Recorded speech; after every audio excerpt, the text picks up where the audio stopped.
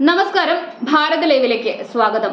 പ്രധാനമന്ത്രി നരേന്ദ്രമോദിയും പ്രതിപക്ഷ നേതാവ് രാഹുൽ ഗാന്ധിയും തമ്മിലുള്ള വാക്പോരുകൾ പുതിയ കാര്യമല്ല. എന്നാൽ പാർലമെന്റിൽ ഇത്തവണ നേർക്കുനേർ ഏറ്റുമുട്ടുകയാണ് ഇരുവരും ചെയ്തത്.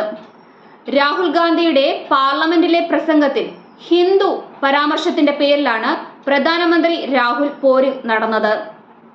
ഹിന്ദുവെന്ന് അവകാശപ്പെടുന്നവർ വെറുപ്പ് പറയുന്നു, നിങ്ങൾ ഹിന്ദുവല്ല, ഹിന്ദുവിന്റെ പേരിൽ ആക്രമണം നടക്കുന്നുവെന്നുമൊക്കെയുള്ള രാഹുൽ ഗാന്ധിയുടെ സഭയിലെ പരാമർശങ്ങളിൽ മേലാണ് ഭരണപക്ഷം ബഹളം വച്ചത്. ഇതോടെ രാഹുലിന്റെ പ്രസംഗത്തിലിടപെട്ട നരേന്ദ്രമോദി ഹിന്ദുക്കളെ ആക്രമികളെന്ന് വിളിച്ച് ഗൗരവതരമാണെന്ന് തിരിച്ചടിക്കുകയുണ്ടായി. ഞാൻ ഹിന്ദുക്കളെയല്ല, നരേന്ദ്രമോദിയെയും BJPയെയുമാണ് വിമർശിച്ചതെന്നും ഹിന്ദുവെന്നാൽ BJP അല്ലെന്നുമൊക്കെ രാഹുൽ മറുപടി നൽകുകയും ചെയ്തു. ഇതോടെ രാഹുൽ ഗാന്ധി സഭാ നിയമം ലംഘിക്കുമെന്ന് ഇടപെട്ട് അമിത്ഷാ പറയുകയുണ്ടായി. രാഹുൽ നിയമപ്രകാരം സംസാരിക്കണമെന്ന് സ്പീക്കർ ഓം ബിർളയും പറഞ്ഞു.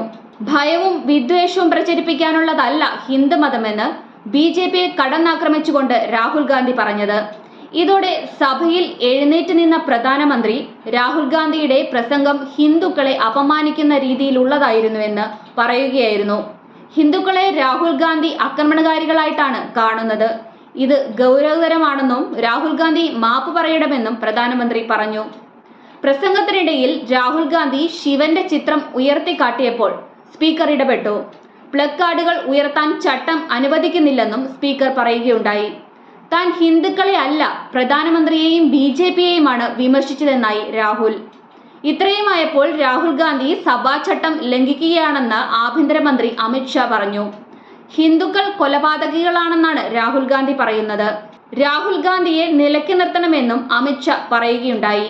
ഇതിനു മുമ്പും രാഹുൽ ഗാന്ധിയുടെ ശക്തി പരാമർശം ഏറെ ചർച്ച ചെയ്യപ്പെട്ടിരുന്നു.